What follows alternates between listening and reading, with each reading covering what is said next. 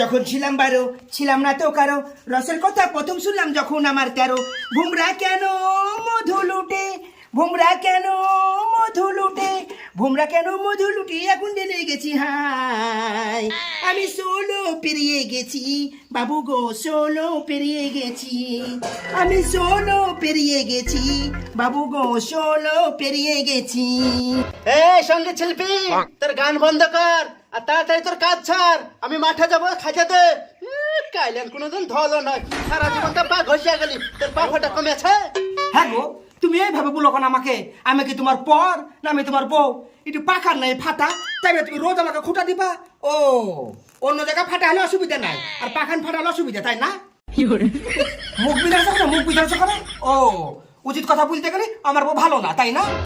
আচ্ছা, আমার ভুল হয়ে গেছে, তোর পা ফাটা জানে ভালো হয়ে যায়। আমি মাঠে যাবো, তাড়াতাড়ি খাইতে দে। তুমি কি ভেবেছো আমাকে? হ্যাঁ, তোমার খাবার আমি রেডি করে নি, দেখো কার টেবিলে রাখা আছে, খায়ে মাঠে যাও।